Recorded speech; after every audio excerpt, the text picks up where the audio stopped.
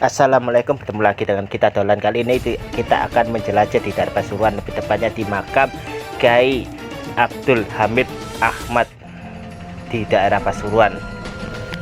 Dan ini adalah masjid agungnya. Kita akan menjelajah di dalamnya. Ikuti perjalananku kita Dolan untuk mengeksplor lebih baik dan lebih baik lagi, dan menjadi lebih baik lagi. Oke, kita akan masuk ke dalam. Inilah foto-foto dari orang-orang yang memberikan informasi tentang keadaan di sana. Kita akan masuk ke dalam. Sebelumnya dan selebihnya, terima kasih udah subscribe dan terima kasih udah dukung sampai sejauh ini.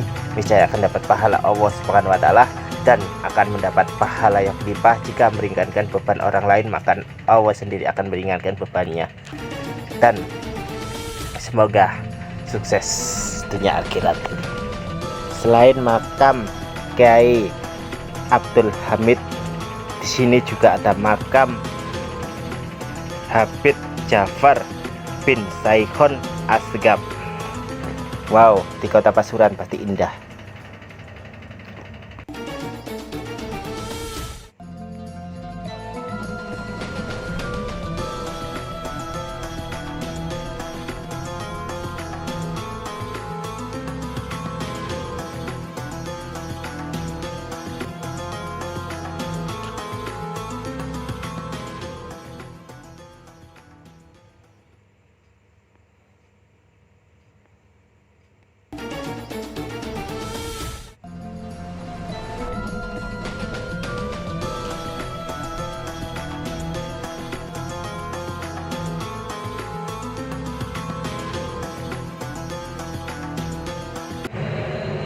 Assalamualaikum, tanpa basa-basi, mari kita eksplor dahulu Masjid Agung atau Masjid Jami Pasuruan di kota Pasuruan.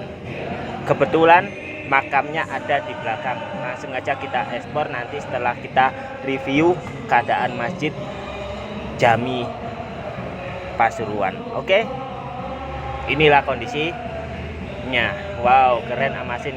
Peninggalannya bagus, kayak Lawang Sewu dan bekas peninggalan Belanda pastinya. Kita akan masuk. Sebelumnya kita akan lihat dulu keadaannya. Wow, keren. Kondisi jalannya ramai. Wow, pokoknya nggak akan rugi datang sini. Langsung aja. Masjid Agung Al-Anwar, peninggalan Macan Putih Pasuruan. Masjid Agung Al-Anwar luasnya mencapai 3.770 meter persegi, termasuk komplek pemakaman Kiai Haji Abdul Hamid yang terletak di belakang. Uniknya, warga Pasuruan lebih familiar mengenal Masjid Agung Al-Anwar dengan sebutan Masjid Jami. Wisatawan pun dibuat bingung lantaran tidak ada petunjuk nama masjid yang terpampang di depannya. Masjid berwarna putih ini berhiaskan ukiran dan kaligrafi bercat hijau. Di tengah-tengah masjid terdapat kubah besar berwarna putih. Tak lupa pula terdapat menara masjid di sisi selatannya yang terdiri dari 3 tingkat. Ruang-ruang menara difungsikan sebagai perpustakaan, balai pengobatan, dan kantor administrasi. Meskipun telah direnovasi berulang kali, namun nuansa masjid kuno masih terasa. Terang saja, masjid ini sudah berumur hampir 3 abad. Diperkirakan Masjid Agung Al-Anwar ini berdiri pada tahun 1759 Masehi oleh ulama besar Pasuruan, Kiai Haji Hasan Sanusi atau lebih populer sebagai Mbah Slaga. Sudah 5 kali selalu diturunkan kepada mazirnya, tapi yang membesarkan hingga di tingkat itu Kiai Yasin.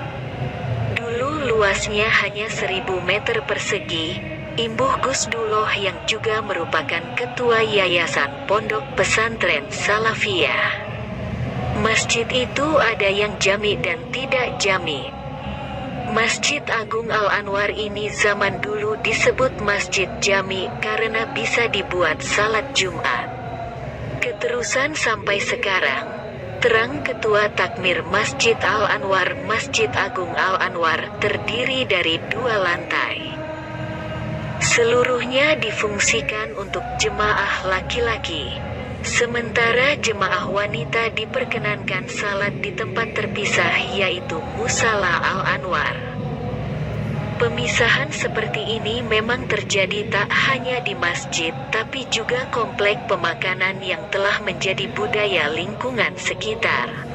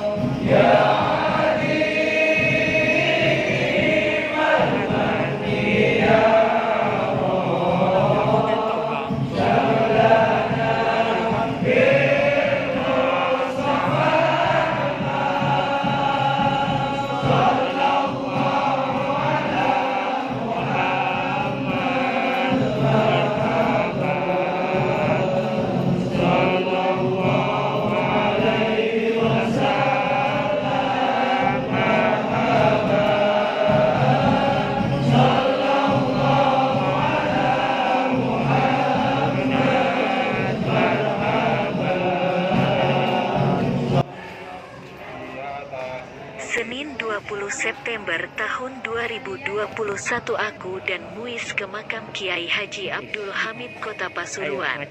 Bagi warga, sudah tidak asing lagi, karena pengasuh pesantren Salafiyah ini dikenal dengan keistimewaan dan karomahnya. Abdul Hamid dilahirkan pada 1333 H, Desa Sumbergirang, Lasem, Rembang, Jawa Tengah. Abdul Hamid dibesarkan keluarga santri. Ayahnya, Kiai Umar, seorang ulama di Lasem. dan ibunya adalah anak Kiai Sidik, juga ulama di Lasem.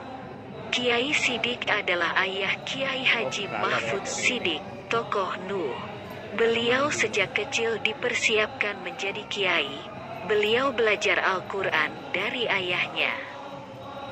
3 tahun kemudian, beliau menimba ilmu di pesantren kakeknya, Kiai Haji Sidik, di Talangsari, Jember, Jawa Timur. Sejak kecil, sudah tampak tanda-tanda beliau bakal menjadi wali dan ulama besar. Pada usia 6 tahun, dia sudah bertemu dengan Rasulullah.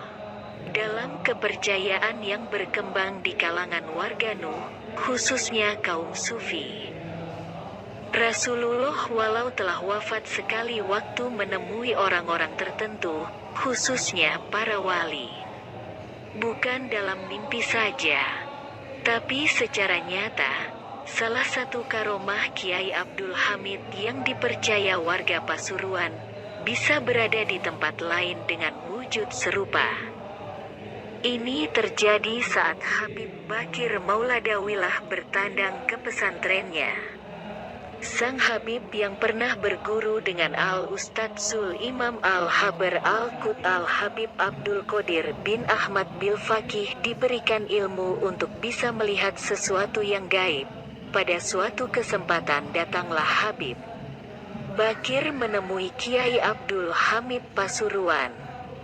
Ketika itu di tempat Kiai Haji Abdul Hamid banyak sekali orang yang datang untuk meminta doa atau keperluannya yang lain. Setelah bertemu Habib Bakir merasa kaget. Ternyata orang yang terlihat seperti Kiai Haji Abdul Hamid sejatinya bukanlah sang Kiai. Karena yang ditemuinya adalah sesosok gaib yang menyerupai. Kemudian Habib Bakir mencari di manakah sebetulnya Kiai Haji Abdul Hamid yang asli berada. Diselidiki dengan ilmu karomahnya, Habib Bakir terkejut karena sang Kiai tersebut berada di tanah suci Mekah. Karomah Abdul Hamid juga pernah ditunjukkan terhadap seorang Habib sepuh yang datang kepadanya. Karena sang Habib menanyakan kemana sang Kiai pergi ketika digantikan oleh sesosok gaib yang menyerupainya. Kiai Haji Hamid tidak menjawab, hanya langsung memegang Habib sepuh tersebut. Seketika itu kagetlah Habib sepuh tadi, melihat suasana di sekitar mereka berubah menjadi bangunan masjid yang sangat megah. Subhanallah. Ternyata Habib sepuh tadi dibawa oleh Kiai Haji Hamid mendatangi Masjidil Haram. Salah satu karomah lainnya yaitu ketika Asmawi, salah seorang santrinya harus melunasi utang kepada panitia pembangunan masjid yang sudah jatuh tempo. Besarnya Rp300.000.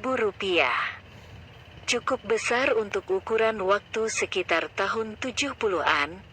Makam Kiai Abdul Hamid Pasuruan. Mungkin Anda sekalian pernah mendengar cerita tentang Kiai Abdul Hamid Pasuruan. Kiai yang memiliki akhlak sangat mulia dan sopan dalam bermasyarakat ini, mulai beliau hidup hingga wafat sekalipun terus menjadi panutan dan figur bagi penduduk tanah Jawa, khususnya masyarakat Pasuruan. Selain itu, kita juga mungkin pernah mendengar atau membaca tentang sejumlah karomah yang dimiliki Kiai kelahiran kota Lasem, Jawa Tengah ini. Sedangkan karomah itu sendiri bisa diketahui sebagai satu keistimewaan yang diberikan oleh Allah SWT kepada orang tertentu, yang menjadi kekasihnya. Dan yang selalu takut kepadanya dimanapun ia berada. Karomah tersebut biasanya keluar dengan sendirinya tanpa diduga alias langsung dari Allah SWT. Nah, kalau kita bahas tentang karomah pastinya kurang lengkap kalau hanya sebatas keterangan saja. Kali ini penulis mencoba kembali mengungkap salah satu keistimewaan atau karomah yang dimiliki Kiai Abdul Hamid. Periode Pasuruan adalah periode emas dari perjalanan spiritual beliau. Disinilah beliau mulai dan mungkin mengasah diri dengan pancaran ruhul ilahiyah yang begitu cemerlang. Di Pasuruan ini pula beliau semakin mendekatkan diri pada kalangan ulama dan habaib, khususnya dengan Habib Jafar bin Syekhon Assegaf Pasuruan yang merupakan guru utama beliau. Bersama Habib Ja Petik Terbalik Far inilah potensi spiritual beliau semakin terasa. Hal ini diakui oleh Habib Ja Petik Terbalik Far bahwa dibanding murid yang lain, Kiai Hamid memiliki keunggulan tersendiri yang sangat sulit dicapai oleh orang lain.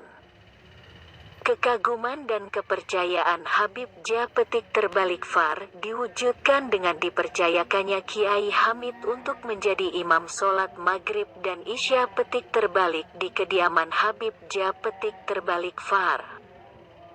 Meski demikian, Kiai Hamid tetap tidak mengurangi takzim beliau kepada sang guru. Begitu merendahnya Kiai Hamid di hadapan Habib Ja Petik Terbalik Far ibarat penda di tangan pemiliknya. Pena tidak akan bergerak jika tidak digerakkan pemiliknya. Demikian juga Kiai Hamid keberadaannya seakan hilang dan menyatu dengan Habib Ja Petik Terbalik Far. Keunggulan Kiai Hamid di bidang keilmuan mungkin dapat diungguli oleh orang lain. Namun dua hal menjadi kelebihan tersendiri bagi Kiai Hamid adalah sifat zuhud dan tawadu yang jarang dimiliki oleh orang lain. Bahkan ketika Habib Ja Petik Terbalik Far wafat ketika ziarah ke makam, masih penasaran kisahnya dan karomahnya langsung ke sini, tanya juru kunci. Oke, selebihnya tanya juru kunci ya. Sekian dulu dari saya, bye.